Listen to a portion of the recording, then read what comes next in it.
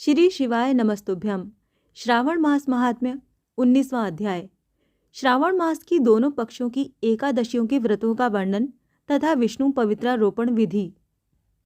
ईश्वर बोले, हे महामुने, अब मैं श्रावण मास में दोनों पक्षों की एकादशी तिथि को जो किया जाता है उसे कहता हूँ, आप सुनिए। हे वत्स, रहस्यमय, अति श्रेष्ठ, महान पुण्य प्रदान करने वाले तथा महापातकों का नाश करने वाले इस व्रत को मैंने किसी से नहीं कहा है। ये एकादशी व्रत श्रवण मात्र से मनुष्यों को वांछित फल प्रदान करने वाला, पापों का नाश करने वाला, सभी व्रतों में श्रेष्ठ तथा शुभ है। इसे मैं आपसे कहूँगा, आप एकाग्रचित्त होकर सुनिए। दशमी तिथि में प्रातःकाल स्नान करके शुद्ध होकर संध्या आदि कर लें और वेद वेत्ता, पुराणज्ञ तथा जितेंद्रिय विप्रों से आज्ञा लेकर 16 उपचारों से देवादिदेव भगवान का विधिवत पूजन करके इस प्रकार प्रार्थना करें। हे पुंडरीकाक्ष, मैं एकादशी को निराहार रहकर दूसरे दिन भोजन करूँगा। हे अच्युत, आप मेरे शरणदाता होइए। हे वत्स, गुरु, देवता तथा अग्नि की सन्निधि में नियम धारण करें और उस दिन काम क्रोध रहित होकर भूमि पर शयन करें। उसके बाद प्रातःकाल होने पर भगवान केशव में मन को लगाएं। भूख लगने तथा प्रस्खलन, गिरना, ठोकर आदि लगने के समय श्रीधर इस शब्द का उच्चारण करें। हे वत्स, ये व्रत मोक्ष प्रदान करने वाला है।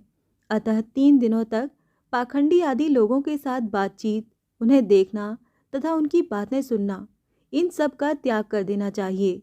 तदंतर क्रोध रहित होकर पंचगव्य लेकर मध्याह्न के समय नदी आदि के निर्मल जल में स्नान करना चाहिए। सूर्य को नमस्कार करके भगवान श्रीधर की शरण में जाना चाहिए और वर्णाचार की विधि से सभी कृत्य संपन्न करके घर आना चाहिए। वहाँ पुष्प, धूप तथा अनेक प्रकार के नैवेद्यों से श्रद्धापूर्वक श्रीधर की पूजा करनी चाहिए। उसके बाद सुवर्णमय, पंचरत्न युक्त, श्वेत चंदन से लिप्त तथा 2 वस्त्रों से आच्छादित कलश को स्थापित करके और शंख, चक्र, गदा युक्त देवादिदेव श्रीधर की प्रतिमा स्थापित कर उनकी पूजा करके गीत, वाद्य तथा कथा श्रवण के साथ रात्रि में जागरण करना चाहिए। इसके बाद विमल प्रभात होने पर द्वादशी के दिन विधिवत पूजन करके कृतकृत्य होकर बुद्धिमान को चाहिए कि श्रीधर नाम का जप करे। इसके बाद उन शंख, चक्र तथा गदा धारण करने वाले देवादिदेव श्रीधर की पुनः पूजा करें और सुवर्ण दक्षिणा सहित कलश ब्राह्मण को प्रदान करें। उस समय ब्राह्मण को विशेष करके नवनीत अवश्य प्रदान करें।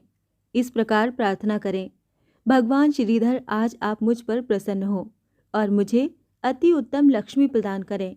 हे मुनि श्रेष्ठ, इस प्रकार उच्चारण करके जगत गुरु श्रीधर से प्रार्थना करके श्रेष्ठ ब्राह्मणों को भोजन कराकर अपने सामर्थ्यानुसार दक्षिणा देनी चाहिए।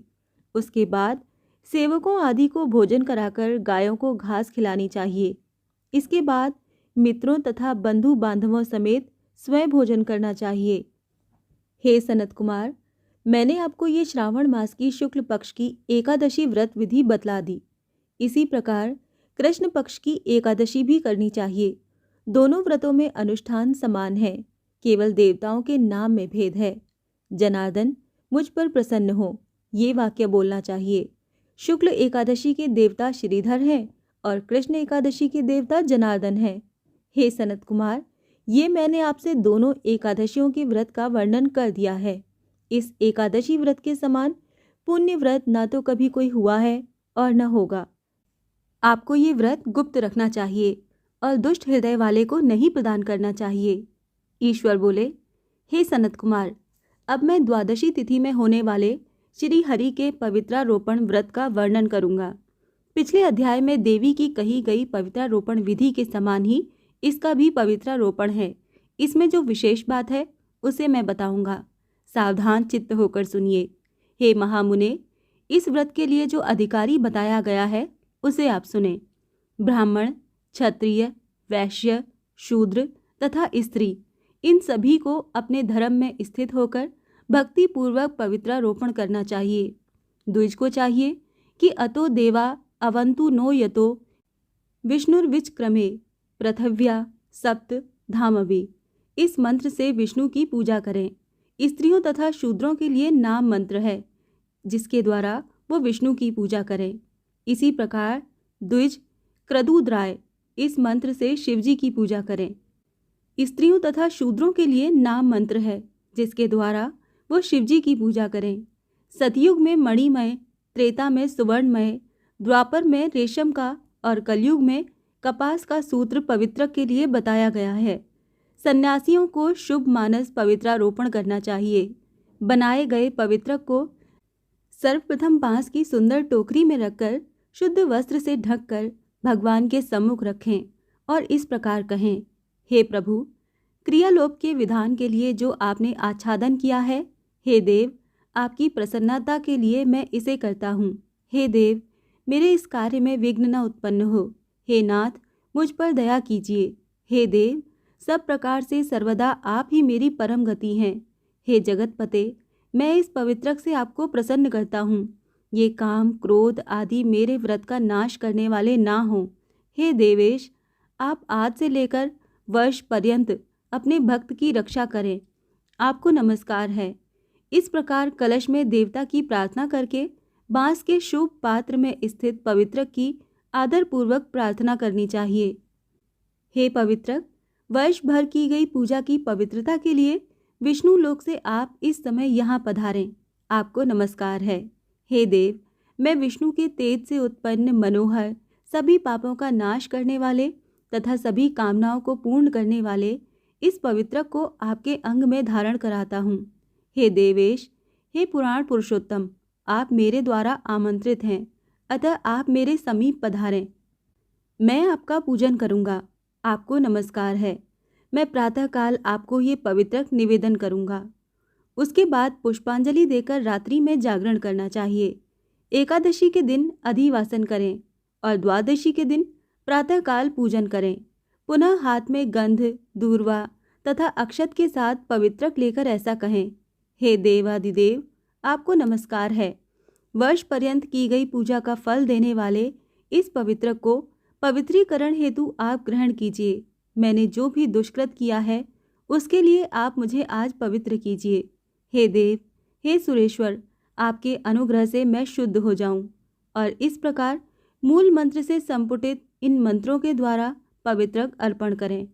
उसके बाद महानैवेद्य अर्पित करके नीराजन कर प्रार्थना करें और मूल मंत्र से घृत सहित खीर का अग्नि में हवन करें।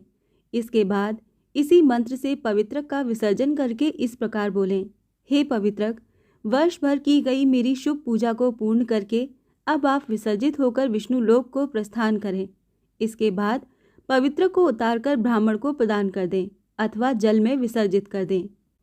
हे वत्स, मैंने आपसे श्री हरि के इस पवित्रारोपण का वर्णन कर दिया। इसे करने वाला इस लोक में सुख भोगकर अंत में वैकुंठ प्राप्त करता है। इस प्रकार श्री स्कंद पुराण के अंतर्गत ईश्वर सनत कुमार संवाद में श्रावण मास महात्म्य में उभय एकादशी व्रत कथन और द्वादशी में विष्णु पवित्रारोपण कथन नामक 19वां अध्याय समाप्त होता है। श्री शिवाय नमस्तुभ्यम।